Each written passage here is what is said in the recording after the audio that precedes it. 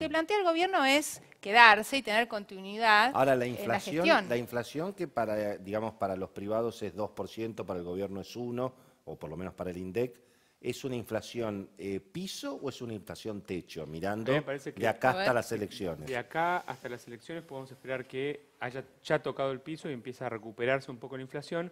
Y esto tiene que ver también por el lado interanual, o sea, cuando vemos la variación interanual puede seguir bajando un poco, pero en el marginal, lo que va a pasar mes por mes, ya tocó el piso y empieza a subir. Porque aquí, antes de que tuviéramos el pequeño corte, comentaba Javier el tema de la emisión monetaria. Los agregados monetarios aumentan. Desde el punto de vista de agregados monetarios, estamos teniendo al final del año pasado, al principio de la menor emisión del mandato de Fábrega.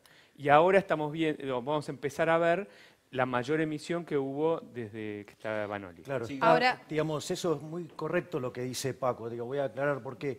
Porque cuando vos mirás lo que es la política monetaria en Argentina, cómo funciona, los efectos de la emisión monetaria tardan en manifestarse en los precios entre 12 y 18 meses. Entonces, vos todo lo que estás viendo en la desaceleración de inflación, ¿sí?, es el apretón que metió Fábrega durante los primeros 9 meses, ¿sí?, del año pasado. Y lo que vos tenés es que en el último trimestre del año, Vanoli emitió 16 veces más que Fábrega en 9 meses. Y lo que vos tenés que en lo que va de este año, mientras que el año pasado estabas contrayendo la cantidad de dinero, hoy expandís y además emitís 8 veces más por la fuente fiscal. Esto lo que quiere decir... Todavía eso al dólar no va, digamos. No va, y además están creciendo los depósitos en pesos. Recordemos que están creciendo a una tasa del 20%, crecieron estos últimos meses, desde enero hasta aquí. Pero ahí, una vez más, ahí el gobierno sinceró un poco los precios, porque permitió que la tasa de interés suba. O sea, el aumento también de los depósitos, porque bueno, el gobierno paga una tasa de interés. Es que la última colocación del gobierno, lo que mencionábamos en el otro programa, está en 30%. En pesos, digo, en pesos. En pesos está las en 30. letras son casi 30%. Una expectativa de devaluación del 15%, una tasa de interés en pesos del 30%. Bueno, pero el empresario no mira la emisión para poner o no aumentar el precio de su producto. Pero igual, no mira el nivel de la emisión. Lo que mira cuestión. quizá a veces mira el reflejo de los que son las paritarias, y acá el gobierno, lo que ya dijo y está anticipando, que va a ir con la lista de los costos. Por ejemplo, el tema de alimentos, los costos no es más de 10% en promedio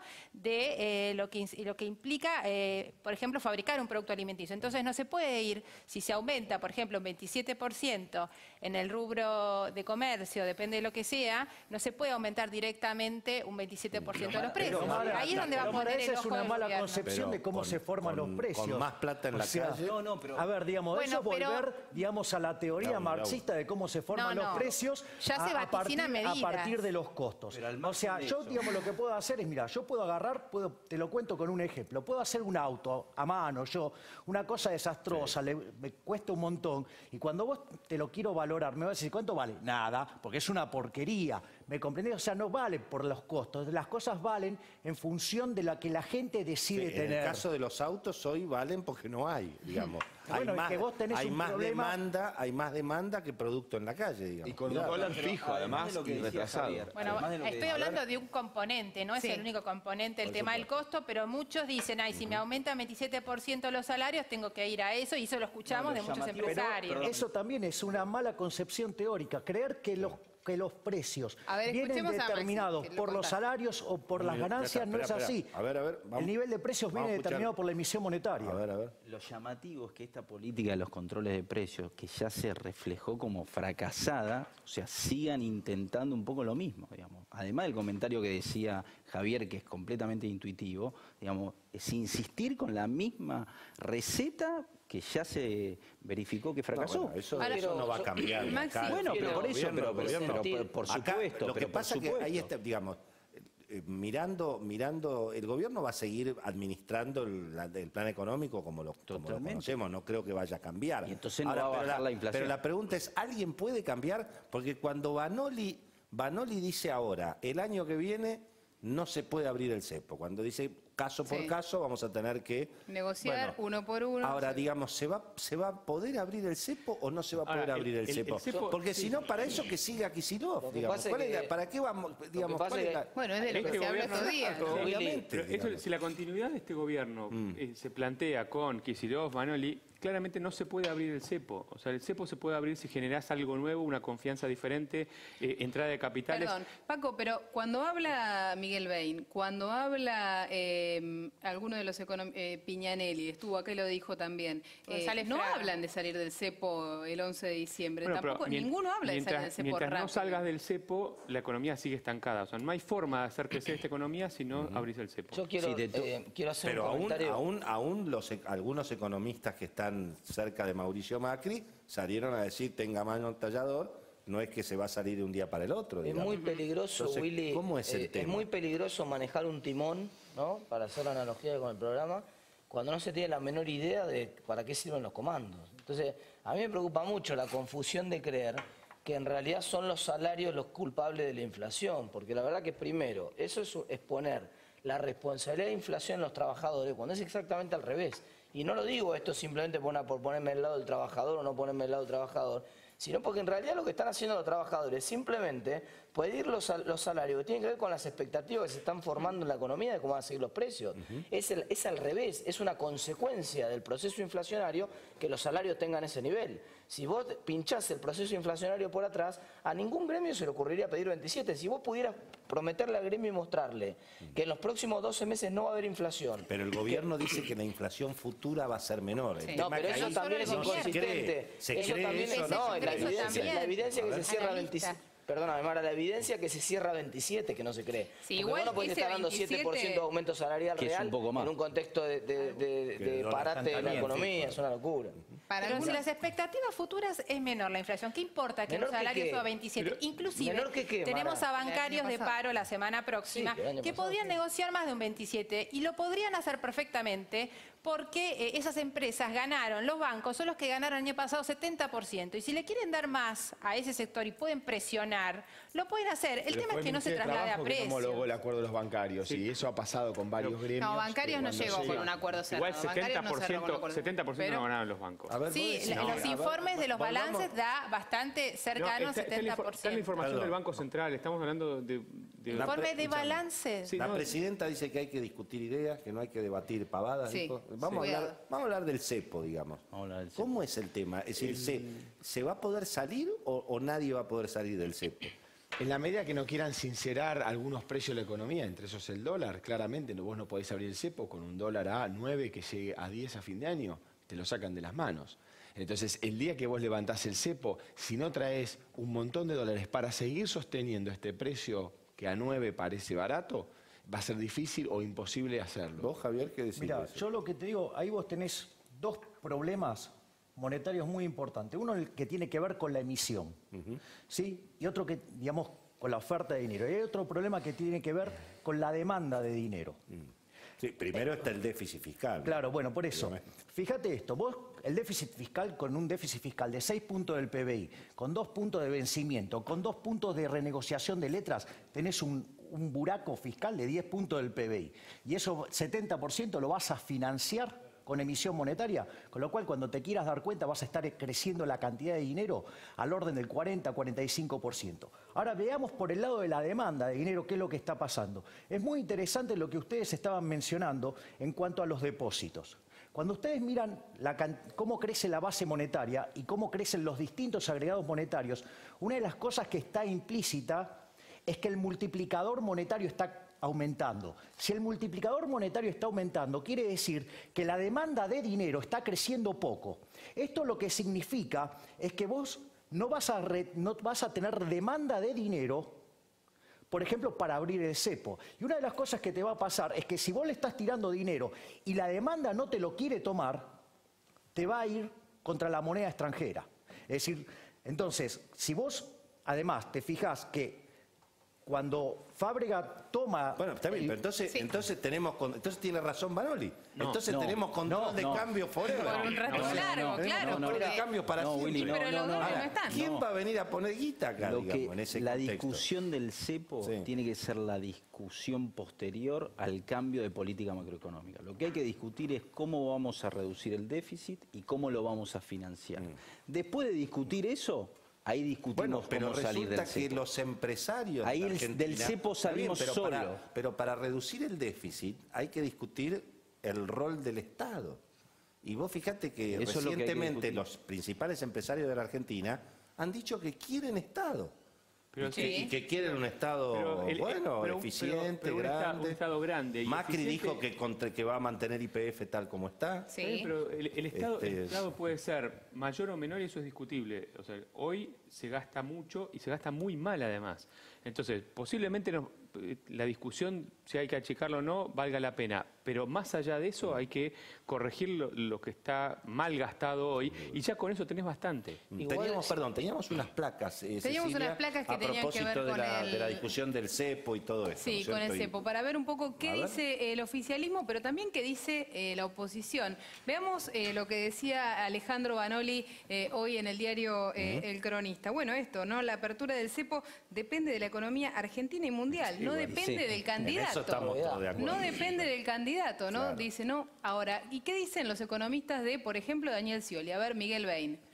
Que el cepo, sí, a ver si vemos la placa que sigue, prefiero seguir con restricciones, si el financiamiento va al consumo. Así que Miguel Bain también avala finalmente la idea de que el cepo tiene que quedarse por un rato. Sí, o por lo menos, según lo que yo entendí que dijo Bain, hasta que Argentina esté en condiciones de reabrir el crédito internacional. Sí, ¿no? que eso debe ser... Pero eso es pagarle a los buitres, para decirlo o no. ¿Qué le va a decir? Y financiar la corrida con endeudamiento. ¿Qué va a decir el gobierno si, digamos, Scioli reabre y se sienta a negociar con los acreedores? Bueno, si se sienta a negociar con los acreedores, podría llegar a ser, pero para bailar el tango hace faltan dos. Y hasta ahora los acreedores este año no han demostrado realmente voluntad de negociar, porque obviamente están especulando que quizá ya tiene una oferta que para ellos es la de mínima. Quizá con otro gobierno tengan alguna mejor, quizá, no se sabe. Entonces, ¿por qué van a querer negociar este año? Eso está claro. Quizá el próximo gobierno tenga esa posibilidad que no tuvo este gobierno, porque hay una sentencia. Si yo tengo claro, quiero marcar la posición, yo veo que hay una sentencia que de alguna forma va a haber que pagarla. El tema es que se pague de la mejor forma que pueda la Argentina. El año pasado, por suerte, no se pagó y nos ahorramos 120.000 millones de dólares de piso por el tema de la RUF y lo que conocimos. Este año, si se sienta Paul Singer a negociar realmente, quizás se pueda lograr algo. Pero entonces, no en lo que sí podemos coincidir es que en cualquier escenario, cualquiera que gane las elecciones va a tener que negociar. Pero eso, déjame preguntarle una cosa, Mara, porque hay una sentencia internacional, más allá de lo que... Ahora, Mara, vos seguís específicamente este tema, tenés un libro escrito sobre el asunto.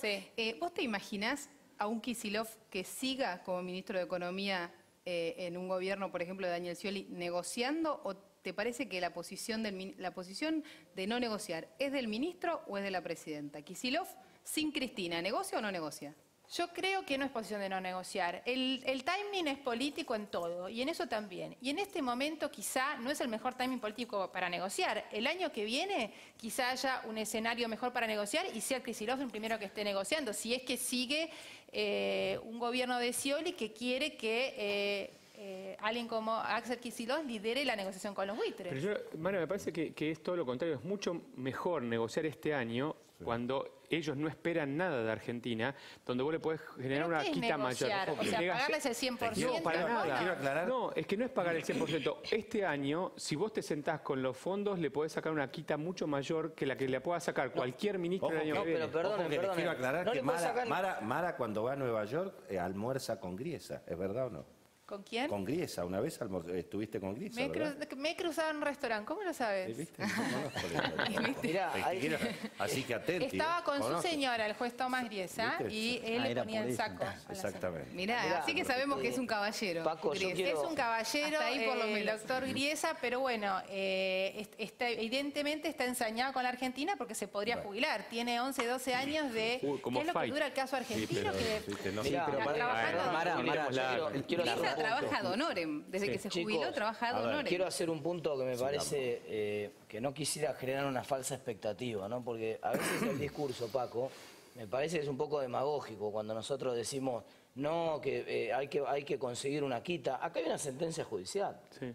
A mí no me gusta, a vos seguramente tampoco te gusta, pero está la sentencia judicial. Entonces, ¿qué hay que hacer? Pagarlo. Hay que afrontarla, por eso. Sí, ahora, bonos al 2050, no importa, pero eso hay que empezar a cumplir las reglas. Es más, perdóname, porque tiene que ver con el mismo tema de fondo, que es cumplir las reglas. La regla que dice que el presidente del Banco Central es independiente, depende del Congreso, no depende, y la política cambiaria la fija el presidente del Banco Central. Perdóname, Willy. Sí. El próximo presidente, por lo tanto, no tiene nada que ver, ni con el dólar, ni con nada. Que se arregle Vanoli. El próximo presidente tiene que asumir, comprometerse a que él no va a tocar un peso del Banco Central, porque esos no son fondos legislados para él, que él va a usar lo que le apruebe el presupuesto en el Congreso, con los impuestos que le apruebe el presupuesto en el Congreso, y punto. Bueno, alcanza con que haga eso para que las expectativas de inflación se pinchen. Pero eso es difícil que ocurra, y en todo caso, digamos, lo que no estamos planteando es que también el problema es sincerar el precio. Es decir, acá lo que está diciendo Vanoli es, digamos, si no quieren devaluar, o sea, si no hay decisión política y quieren mantener el dólar a 9 pesos, y tiene que seguir el control de cambio.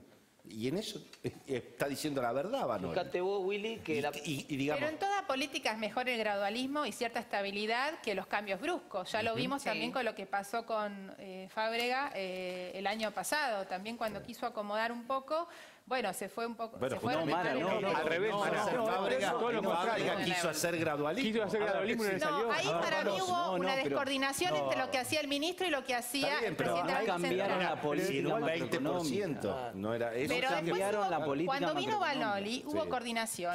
Y ahora tenemos el sistema financiero estabilizado, las reservas creciendo, un dólar... bastante planchado y la verdad está bastante bien para... Pero hay una bola de nieve en pesos que genera una incertidumbre y en un programa con estos profesionales no lo podemos obviar. Ahora, hay una bola de nieve en pesos. Por eso tenés el... Que hay que generar instrumentos...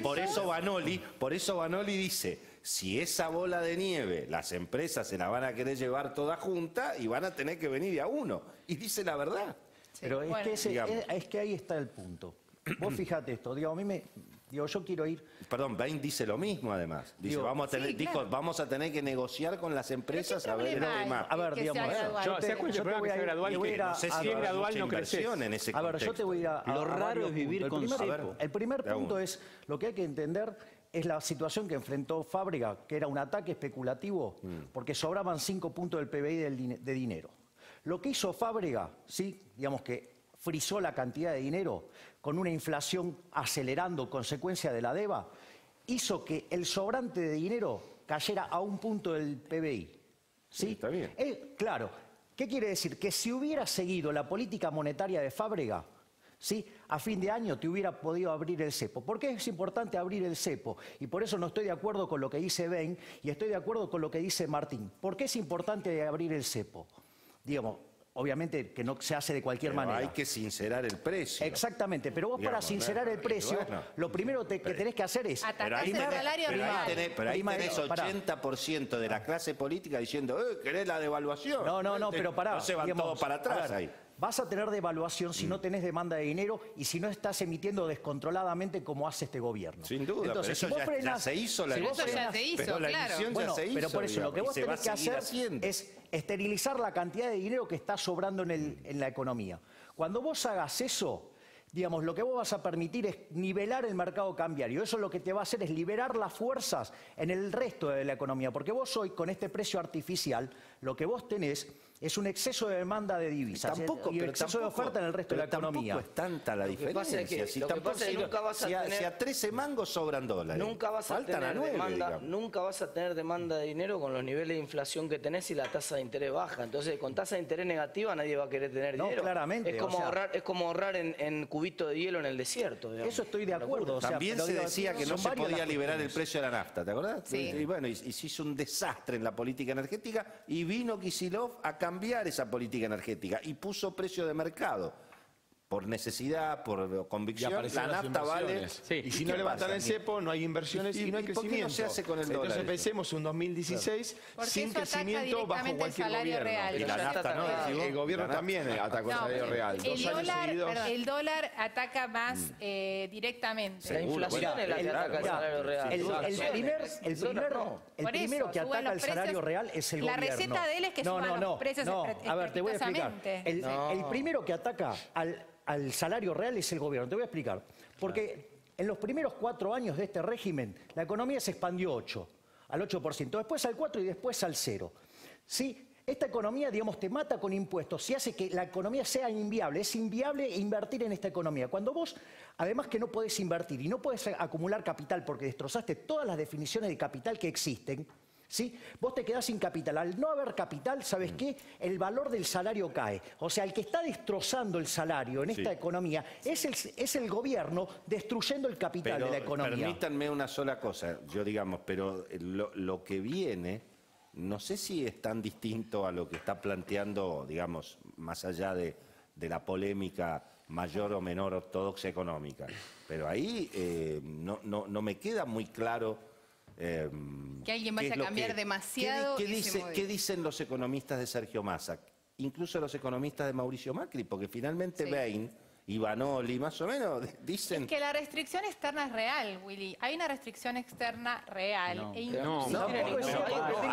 pesos. No tenés restricción externa, Mara. El resto de la región no hay restricción externa, por eso tenemos el déficit de dólares que tenemos. Si van a venir... No lo tenés. O sea, tenés el mejor contexto internacional.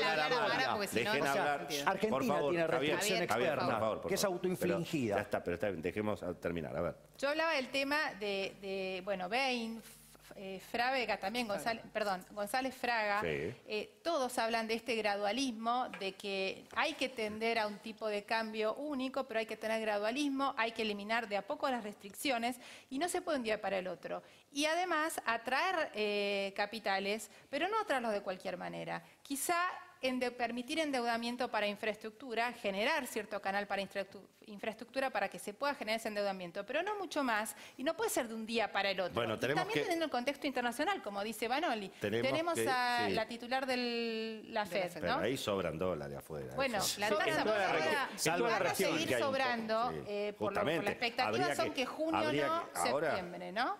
Y quizá pasando septiembre. ¿Y por qué? Y lo dijo Miguel el otro día. En el mundo está tapado de deuda, entonces no puede tampoco la titular del Banco Central de Estados Unidos levantar la tasa porque es el mundo desarrollado el que se va a perjudicar. Mejor, más a favor de... Entonces tenemos cierto aire con ese tema. El tema es para qué nos endeudamos. Yo creo que va a permitir el gobierno un poco más de endeudamiento, pero más direccionado. Bueno, tenemos que hacer una pequeña pausa. Después ya vienen ahora los premios, después de... Supongo que sí. Sí, exactamente. Viene lo mejor del programa, el ancla, el timón, el catalejo. Y ya venimos, no se vayan, ya venimos, gracias. Si pensás en una universidad, pensás en UADE. UADE, tu futuro comienza en una gran universidad.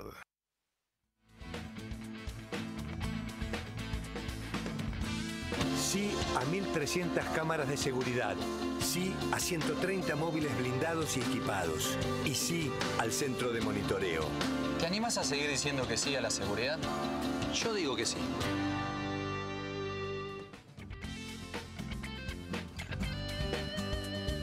Desde el principio de mi mandato tomé la decisión estratégica de convertir al Banco Provincia en una auténtica banca de desarrollo. Banco Provincia, de tu lado. Buenos Aires, Gobernación Daniel Scioli.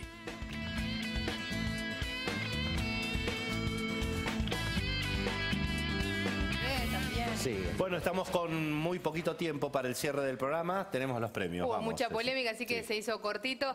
Vamos a ver quién le toca el ancla de la economía esta semana. A ver, veamos esa figura. A ver. Mira, le podría haber tocado el timón porque se salió con algunas de las que él quería, pero lo ningunearon, le tocaron de asistente. No, ¿A vos te parece? El asistente es el ministro. Yo creo que la presidenta tendría haber sido para la presidenta. Estaba tomando mucho vuelo propio, Kicillof. Para la presidenta tenía que ser el ancla porque ahora se entiende por qué le va a la economía como le va. Las medidas las está tomando la presidenta. Le dijo que era su mano derecha, tampoco. La mano derecha, el asistente. Pero bueno, no sé. Pero también dijo algo importante, Cristina. Dijo, las decisiones económicas las tiene que tomar el presidente. Sí. Así que eso del doble comando, cuidado. Dijo, el próximo presidente tiene que hacerse cargo de las decisiones. De lo que decide, sí. Igual, ella no va a estar interviniendo. Dar una opinión, el hecho que esté anclado Kicillof es una buena noticia para nosotros, porque nos da tema, rolete. La verdad que... Bueno, a ver, el Catalejo. Consiguió un buen acuerdo de salarios, así que se merece. Se salió con la de él en el tema salarios, es absolutamente cierto. Catalejo, a ver, el Catalejo de esta semana para, a ver, ¿quién? Y Miguel Bain, por lo que estábamos diciendo recién, ¿no? La verdad es que finalmente es el ministro, el potencial ministro de Economía del candidato que hoy tiene mejor chance, que es Daniel Scioli. Sí, falta un montón, el ministro también lo ninguneó bastante a Bain. También le tocó, exacto. Pero bueno, dijo que el cepo, si es para financiar consumo, se queda. No es tan distinta la receta finalmente, de lo que veníamos discutiendo. Y vamos al último, el timón de la economía. Lamento muchísimo que no esté Agustín Datelis hoy. ¿A Datelis el timón de la economía? Y el timón de la economía es para, no vimos la imagen, y es para quien dijo que tiene el comando. El timón lo tengo yo, no lo tiene ni Axel Kicillof, no lo tiene Alejandro Banoli. Mirá, acá no hay otra cosa que asistentes de una presidenta. Simbólicamente a lo de Cristina. Hoy un billete de 100 pesos tiene el mismo poder de compra, un mismo poder de compra que tenían 20 pesos, perdió el 80% de capacidad de compra. 10 veces menos que del 2000. Convirtió a Roca en Rosas. Ese es pero ese dato suelto y solo no sé si quiere decir algo. Bueno, señoras y señores, ha llegado el final del programa. Lamento mucho, hemos tenido un pequeño incidente, se nos cortó la transmisión, pero fue una cuestión técnica ajena completamente a nosotros. Gracias, obviamente, a todo el equipo técnico. Le vamos a secar las lágrimas a Willy Cohen ahora cuando le contemos lo que pasó en la cancha de River. Me parece que hemos perdido River, efectivamente. ¿Qué vamos a hacer? Así que, bueno, muchas gracias. Gracias a todos los invitados.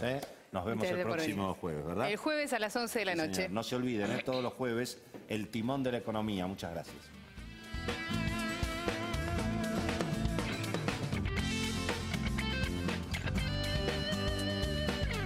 Fue una producción de 4D, la cuarta dimensión de los medios.